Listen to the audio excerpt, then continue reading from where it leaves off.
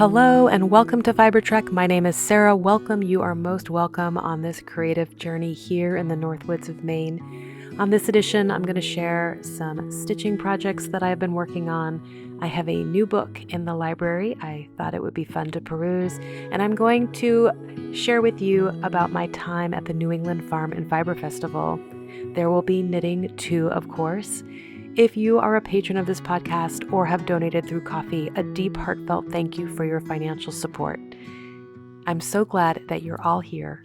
Let's catch up.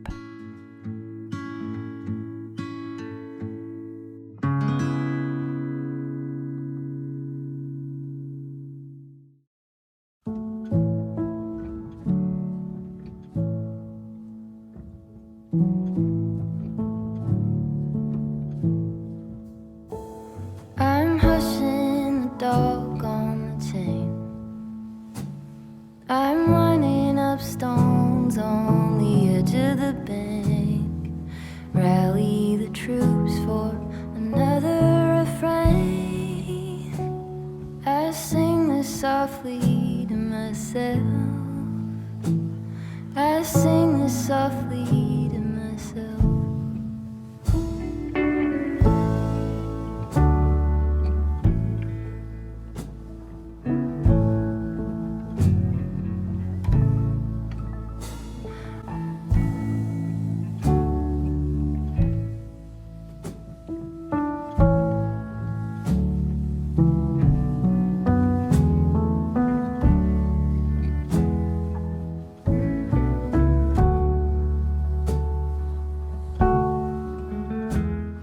Welcome to another episode. They are going to roll out a bit fast this month because I am on vacation from school, and so I have a full 10 days in front of me of catching up on projects, maybe starting some new ones. We'll talk a little bit about that, and then continuing on down the road with my knitting. So I am excited to talk to you about that and bring you a little expedited version of the vlog. Before I get started, a deep heartfelt thank you to those that contribute financially to the production of this project, whether that's through Patreon, which is a subscription platform, or through donations on Ko-fi. I'm deeply grateful for the financial support that compensates me for my time, the investment of time here, production costs, website hosting. I offer a free version over on my blog, which is fibertrek.wordpress.com, so you can watch ad-free.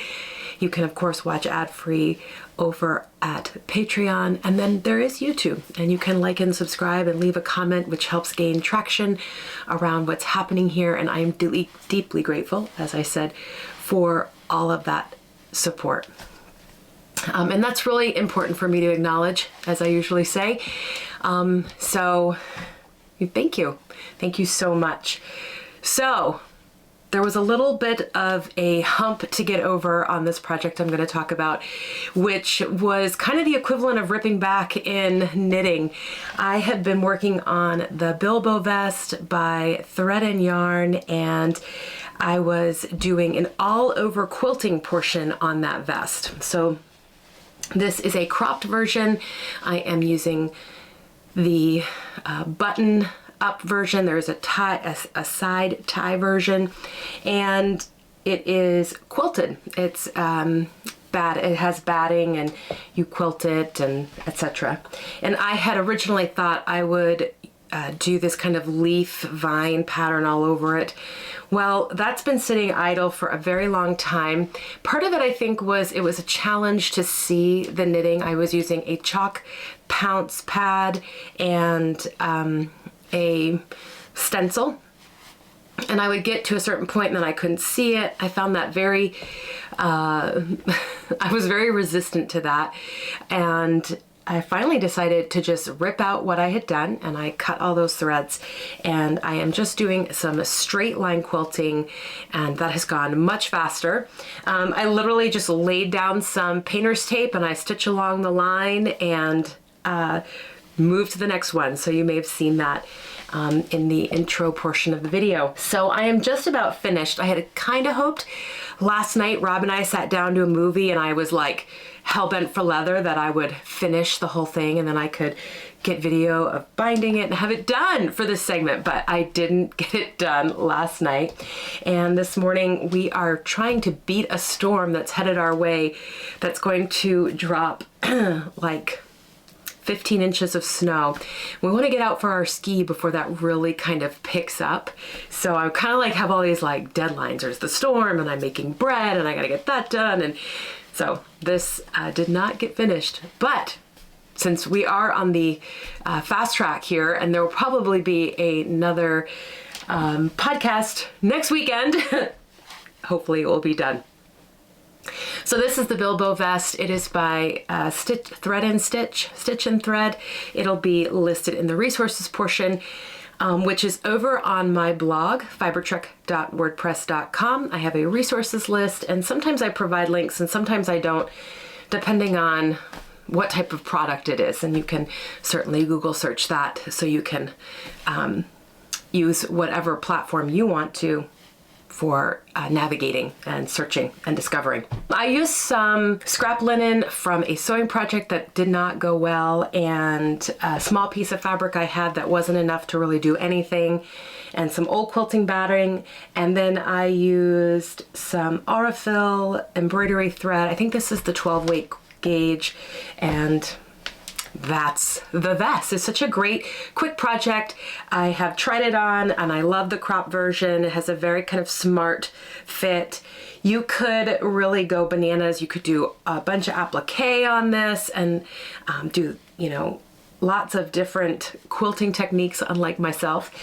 It is reversible, so there's that to kind of play around with, and it's small, so it's kind of manageable in a day or, you know, or two, especially if you machine quilted it or wanted to, you know, not do quilting, and certainly use it as a template for other shapes that you could design. So I will finish this by binding it with bias tape on the armholes, neckline, and the hem, and we'll see what happens. So this kind of, you know, leads me to, like, I have aspirations of doing more sewing this week, and that particular dream that's happening is the Lichen Duster by Sew Liberated. My first barrier, because I think there are many, is how to manage such a huge piece of fabric. This is a piece of linen. I live in a smaller space. I don't have a designated cutting table. I potentially could rearrange stuff. I've thought about doing it on the floor. I'm sure that's a reliable space, but as my friend pointed out, it's physically strenuous. And so I'm kind of like sitting on that like that. So I have to get over that hump and just figure that out. Then of course there's the fitting, and I have been reading the sew along portion of the Sew Liberated blog about making this. And so I kind of have to be prepared to do quite a bit of mental, you know, acrobatics, I think, because I want this to work. I have made the artist smock or the artist tunic from this particular designer, and I think you might remember, it just didn't work. It didn't fit. I cut the size that for my measurements and it was too large. So I just need to do a lot of those kind of, some people, I'm sure this isn't the tedious part, but for me, that's kind of the tedious business of taking small details, like all of your measurements, and looking at something larger and then grading it down. And so I'm big on the global vision, like the big vision, and let's make this and it will go great with that. But when it starts to come into the fine details and the precision, that skill eludes me. So I'm building up, I think, to what I would like to do. I have a beautiful linen sitting in my stash, and I want to use it, and I should just do it, and if it doesn't work, I can cut it up and put it in a quilt. So that's kind of where the sewing goes at the moment. The Bilbo vest has been inspiring. I think it's going to be a huge win. And I've thought about doing another one, but maybe quilting it on the machine using some of the decorative stitches, and even using it to practice some free motion quilting. So, Bilbo vest, dreaming about the lichen duster, or maybe having a bit of a nightmare about that, and preparing for the storm. So I think on that note, I am gonna go get myself organized, get my bread in the oven, get in my cross-country ski, and then probably come back and talk to you a little bit about the knitting and my trip to Boston for the New England Farm and Fiber Festival.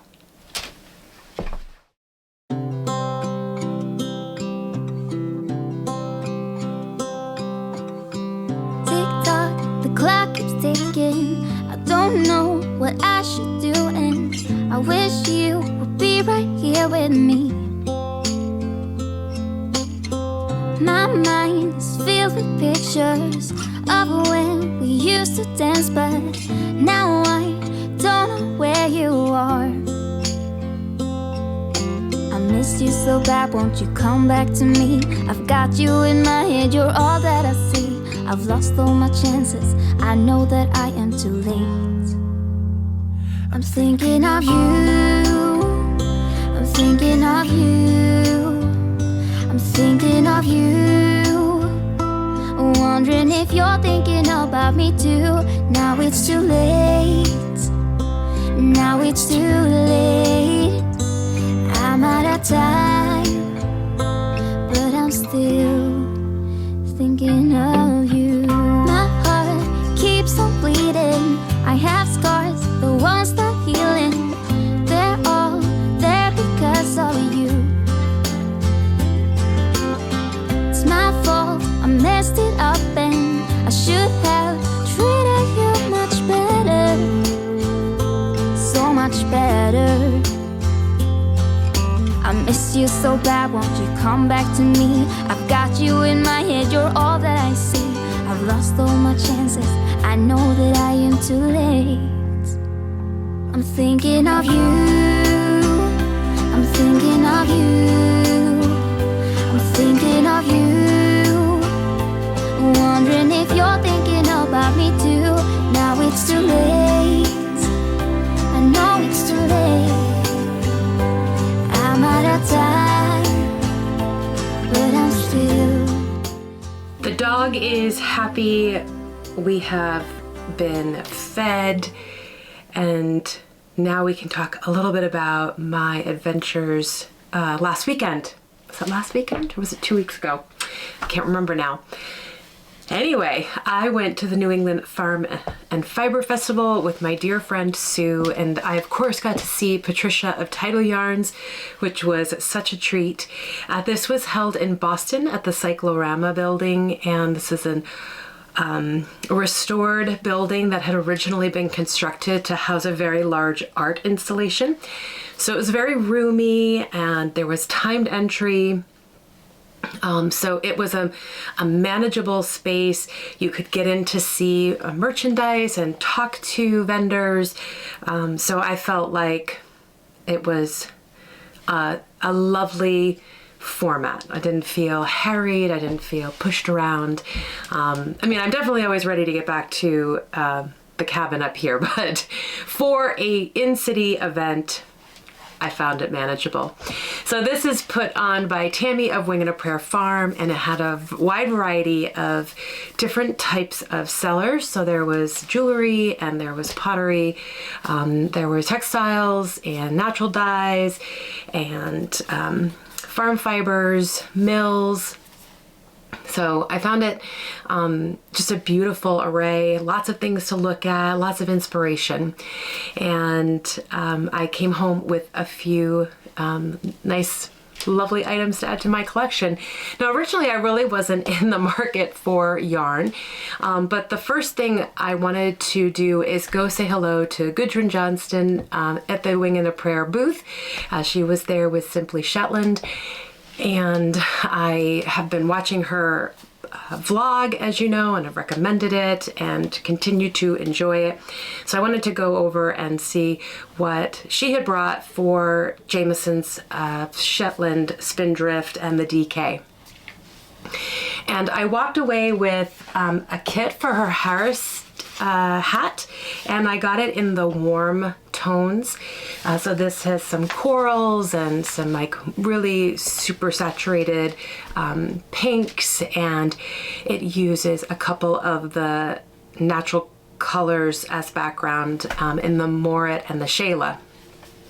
So I picked that up, and I had a lovely chat with her, and yeah, I really love seeing that amount of spindrift in person. It's really helpful. If you have been with me, you'll know that I'm knitting the Yell, and I picked out all of that spindrift online, which was both invigorating and really difficult because it's hard, obviously, when you're looking on the computer to know exactly what the color is and how it will work with the other color. So I happened to see that they had the Jameson's card, what's it called? Color card. And so I picked this up because I think it will be helpful for picking out, obviously, colors that go together. It's also really beautiful. I have more and more just been leaning into some tried and true brands like Jameson's of Shetland, Jameson's and Smith, Lopi, Rauma, Peace Fleece. These yarns are easy go-tos for me. I enjoy working with them. The quality is consistent, the colors are consistent, and I kind of know what I'm going to get. And they wear really nicely, and the price point is manageable within, you know, the amount of knitting that I do and the amount of stash that I have. So I felt like this was a good investment for me, for my next projects, especially now that there is some focus on the double knitting line. That, of course, is perfect for a number of different sweater weights. So I picked both of those up from Simply Shetland. And as I wandered around, there was lots of beautiful farm yarns. There was Gotland, and there was Leicester Longwool. There was this particular vendor that I kind of caved to, which is Meadowfed Farm. This is no glasses? No glasses. Glasses will be helpful. Meadowfed Farm, Meadowfed Lamb yarn, Meadowfed Farm, I think. Fall gray, thin, 80 thin, 20 Cheviot, 2-ply DK, undyed, grass-fed, spun at Junction Fiber Mill. The grist is 980 yards per pound. It's such a helpful calculation to have. And yeah, so I picked up 3 skeins of this. I'm looking forward to talking to the stewards of this land and stewards of this flock and kind of get some insight into how the flock and the land are working together and how they're kind of creating relationships in that to, you know, create a really healthy, balanced landscape for both the animal and for the plants and kind of biome that is the soil, etc. So I'm looking forward to chatting with Meadowfed about their practices. I, you know, have been very kind of selective about yarns, farm yarns that I've been bringing into the stash or working with because I have such a beautiful collection upstairs of breeds, breed specific, land, kind of place-based wools. So this particular vendor and skein felt really interesting and innovative and new to me. So I'm looking forward, as I said, to leaning into that and working with it and just having it as inspiration. Recently, for the past couple of years, I've really just been leaning into tried and true brands like Jameson's of Shetland, Jameson's and Smith, Rauma, Lopi, Peace Fleece. These are kind of my go-to kind of yarns. They're consistent. They have a good price point. They have provenance that's interesting to me. They have a variety of weights, and they can work for a lot of different projects. And they also wear very well. So, but every now and again, a little bit of the farm yarn, kind of soulful bit of stash comes my way, and I can add it to the collection upstairs. So that was Meadow-fed farm, meadow-fed lamb. And yeah, so the other thing I picked up was some hair jewelry, and I have another piece similar to this pin. It's kind of like a French hairpin, and I love it. And I saw this and I thought, perfect. So I added that to the loot, if you will, that I brought home. And yeah, overall, a very enjoyable experience connecting with some farmers and designers and old friends. And yeah, I was quite pleased with my day out. I drove down on Sunday morning, we went into Boston, and I drove home that night. So a bit of a whirlwind trip for me, but it was a good kind of break up the cabin fever kind of experience. So that was New England Farm and Fiber. And the other thing that I thought I would highlight here is, since I had been talking about Gudrun and her vlog and seeing her at the festival, is I picked up her book. I don't know why I didn't have this book, but I picked up the book, The Shetland Trader. This is book 3, Heritage. I believe this is published by Lina. She's been talking about it quite a bit on her blog, and I went ahead and picked it up. I think she is even thinking about doing a very casual knit along around one of the patterns, which I would love to join in, but I've got lots of other pieces happening. So I am going to just do a quick flip through of the Shetland Trader for you to look at the patterns and just highlight this great book with lots of references. Of course, if you're not using the pattern, there's great charts in here, great use of color. So it has a lot of inspiration for jumping off into your own design, etc. So this is The Shetland Trader by Gudrun Johnston, and I'll see you on the other side.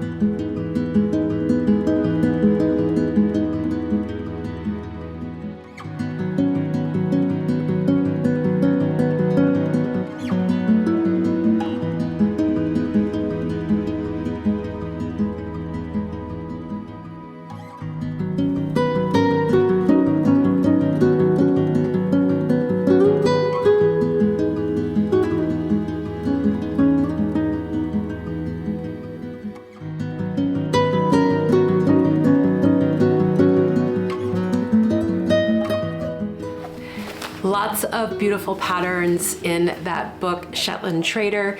The one that I was thinking of is the Bunnaberry. I just love the sleeves and the kind of drama that is happening on the sleeves with the pattern and the shape, and then the simplicity of the overall bodice. So lots to be inspired about from this book. Now my knitting is diverse in the actual projects. However, as you will see, a personal trend has arisen for me that I didn't realize was happening until I wanted to go through and do 15 minutes on each project, and I was like, oh wow, these are all brown and Cream. I'm working on my viola designs, Agnes Kofta Dark. This is part of a knit along.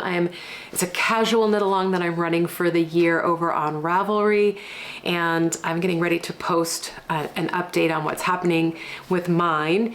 I am knitting this in Realm of Phenol. I've talked about it for a little while now. All of the yarns I picked up were from the Woolly Thistle, and there is kits for the one that Corinne did, which is the light version, and there are kits for the dark version over at their website.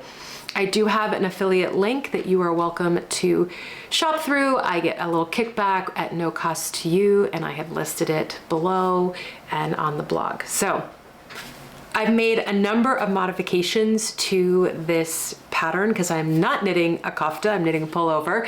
And so I have calculated my gauge, and I have accommodated for the button band, the amount of ease that that would provide.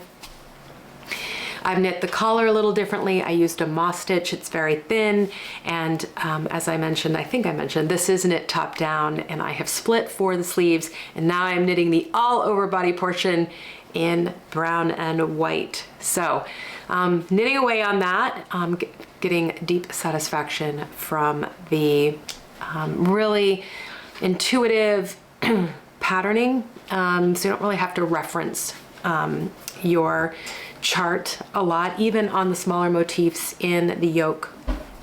I found those really manageable to do while, conversing and watching TV, etc. So I wasn't overly taxed, as sometimes I can be in other patterns. Then I pulled out my Pagan Sky by Zanetta Knits, and I'm knitting this in Plotolopi, and you guessed it, brown and cream. I picked this up at the Woolly Thistle last October when I was visiting. And I have made a few modifications. This is knit top down and a yoke style construction, no surprise there.